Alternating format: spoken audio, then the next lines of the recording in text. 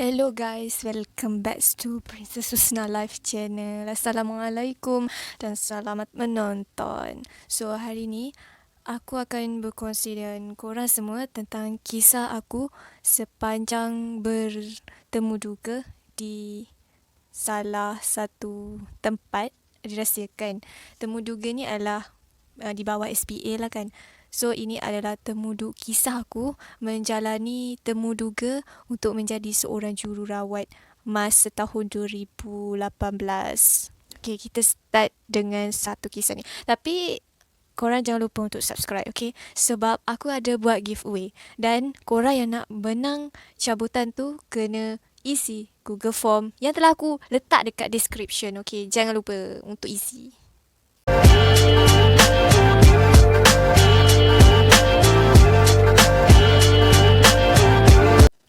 Okay, kisah ni bermula masa aku masih dalam program matrikulasi dekat Kelantan ni.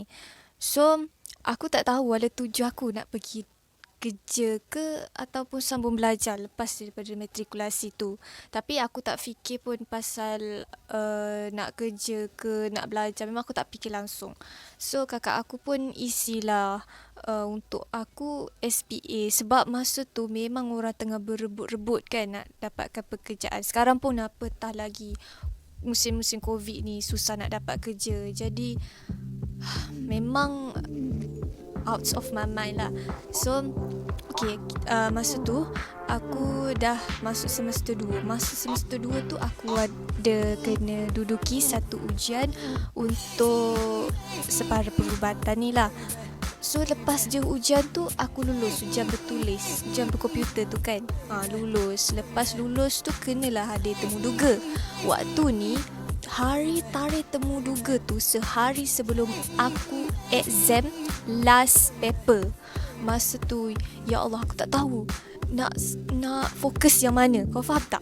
Aku ada temuduga lagi. Lepas tu aku nak kena fokus dekat aku punya paper exam lagi yang last pula tu kan. Aku pun macam tak fikir apa-apa. Memang kita budak je masa tu. So aku tak prepare untuk exam, kau tahu tak? Aku just baca-baca je. Belum tentu, aku cakap belum tentu result aku ni, belum tentu aku ni dapat masuk U. Mungkin aku dapat apply SPA tu. Okay. And then tibalah masa ni memang kalut sangat untuk temuduga. Kau faham tak? Temuduga sahaja, bukannya dapat kerja. Temuduga ni kita kena prepare macam-macam, mental health ni kan, mental health lah terutamanya. Okay, masa tu aku nak keluar susah tau. Kakak aku bekerja dalam tu, so aku boleh keluar lah untuk temuduga, tapi senyap-senyap. Kau rasa? Okay, lepas tu aku keluar, aku pun balik rumah. Waktu tu balik rumah, aku tak susun lagi sijil apa semua dalam file. Aku memang nook gila masa tu. So, semua tu diuruskan oleh mak aku lah. Sebab aku terpaksa balik ke rumah aku masa tu dalam pukul 8 pagi. Nak dekat dengan waktu kena temuduga tu lah. Start temuduga. Masa tu temuduga aku start pukul 9. Nasib baiklah jarak rumah antara dengan matrik tu dekat. So aku sampai awal lah juga, tapi meresahkan akulah dengan tak makannya, tak pakai baju yang elok, lepas tu CJ tak susun, kasut tak pakai, semua tak buat lagi. So aku pun buat keputusan sendiri. Kau tahu tak? Aku buat keputusan sendiri. Aku check file tu, aku buang semua sijil-sijil yang patut bawa masa tu. Ya Allah, rasa macam noobnya aku masa tu. Sebab aku tak prepare langsung.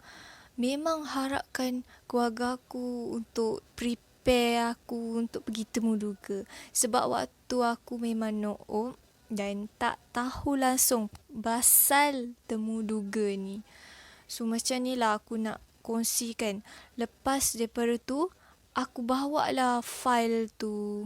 File yang penuh dengan salinan sijil, bukan sijil asli. Kau faham tak? Salinan saja aku bawa. Termasuklah juga dengan CJ SPM-nya, CJ PSR, semua jenis CJ aku bawa yang kopi je. Tak ada yang ori. So, aku sampai dekat sana, orang tu nak check lah kan, orang dekat kaunter tu, kita nak check CJ kita, dia nak check. Lepas tu dia cakap, yang ni tak payah, ambil yang penting je. Ambil yang ori je. Tapi aku masukkan jugalah yang tak ori sebab tak ada sijil yang ori masa tu. So aku menggelabah lah kan, dah lah dekat dengan okay. Masa tu aku tengah tunggu giliran lah kan untuk temuduga. Aku di temuduga last kali. Memang masa tu tak ada orang lah sebab aku dah terlambat kan. So agak giliran dia, aku yang last pula. Siannya aku. Masa tu lah aku melangkah kaki masuk dalam bilik si penemuduga tu dengan wajah yang agak relax. Kenapa aku relax? Sebab aku tak nak berdebar, nanti aku tak boleh nak jawab. Coy lah kau ni. And then aku pun masuk, ketuk pintu 3 kali. Boleh saya masuk? Assalamualaikum. Boleh saya masuk? Lepas tu dia cakap masuk. Aku pun duduk dekat kerusi tu. Tak, belum duduk lagi. Berdiri dekat samping kerusi, letak beg. Semua aku ikut yang tu. Lepas tu dia suruh duduk, aku duduk. And then belum aku duduk. Aku serahkan file tu. Lepas tu aku patah balik dekat kerusi. Aku berdiri dekat situ sampai dia suruh duduk. Barulah aku duduk. Masa aku duduk tu, dia cakap, perkenalkan diri. Aku cakap lah nama, keluarga. Okay. Nama, tempat tinggal, umur, lepas tu sekarang tengah buat apa, dan juga bilangan adik-beradik, lepas tu ayah. Okay, masa lepas je aku cakap macam tu, si penemuduga, ada 2 orang penemuduga, 2 lelaki. Lepas tu dia tersengih-sengih.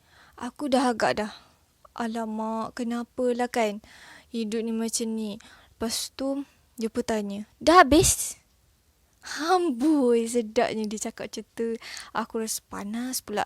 Selalunya kita baca dekat satu kenyataan ataupun macam tips-tips pergi temuduga. Boleh ada masalah teknikal sikit. Okay, berkaitan dengan dia soal untuk perkenalkan diri tu. Aku dah habis cakap kan. Biasanya kita dengar tips. Dia suruh kita baca tips kan. Daripada senior-senior ke siapa-siapa. Dia akan bagi tahu, suruh perkenalkan diri kita sikit-sikit je. Aku perkenalkanlah sikit-sikit. Lepas tu dia tanya pula aku.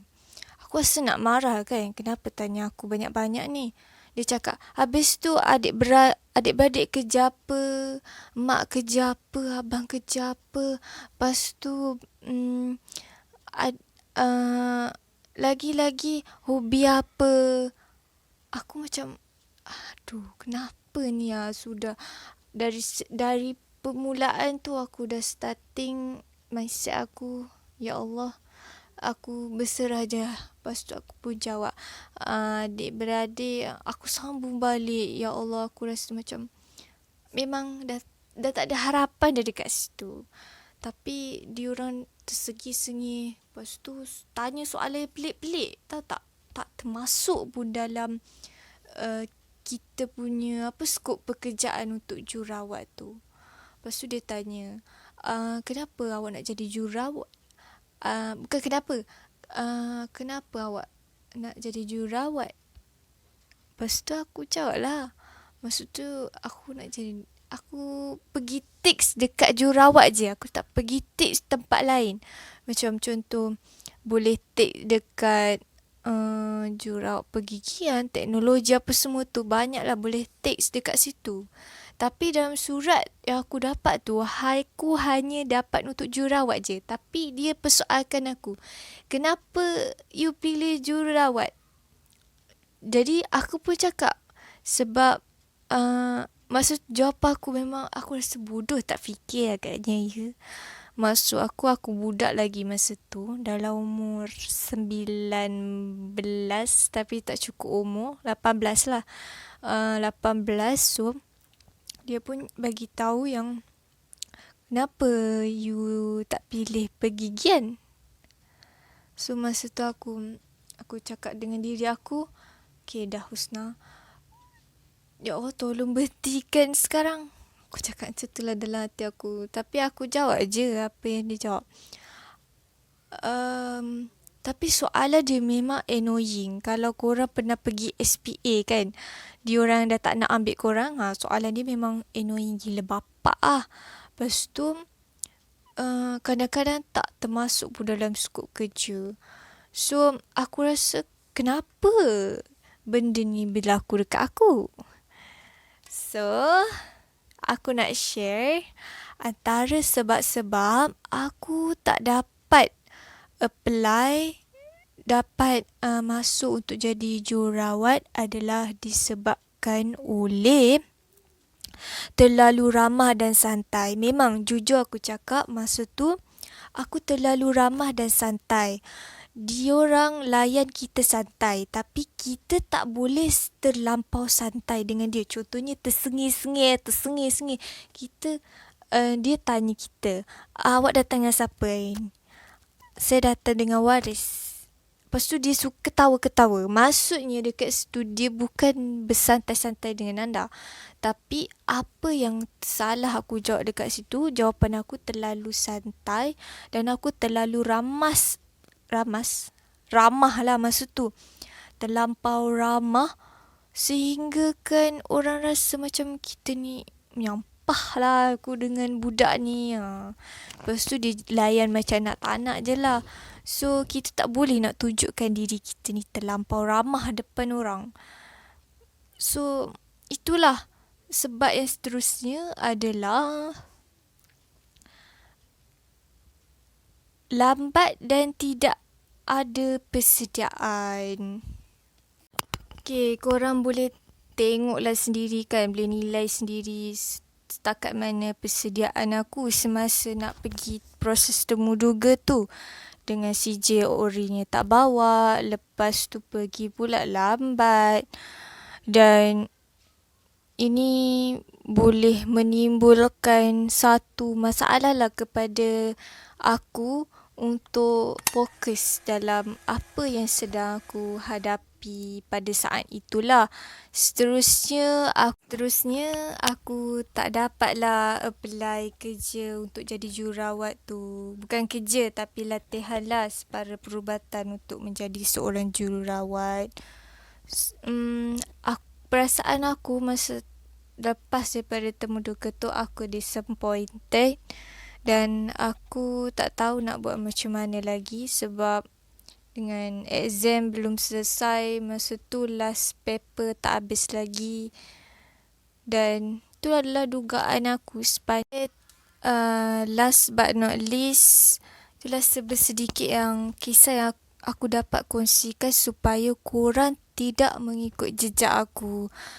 Korang beruntung tau sebab budak-budak zaman sekarang kan dapat telefon, dapat komputer, korang boleh search apa yang patut. Macam aku dulu, aku tak banyak pengalaman, tak ada kita punya maklumat tu kurang lah kan. Masa tu meskipun all from me for this sharing session, cerita-ceritaku yang aku rasa boleh dijadikan pengajaran kepada korang yang bakal menduduki temuduga. Okay, that's all from me. See you on the next video, okay? Jangan lupa aku mohon sangat korang subscribe supaya aku dapat 700 subscriber. Lepas tu aku boleh buat cabutan. Hadiah tu aku beli dekat Shopee. So, hadiahnya nanti aku akan kongsikan. Okay, bye. See you.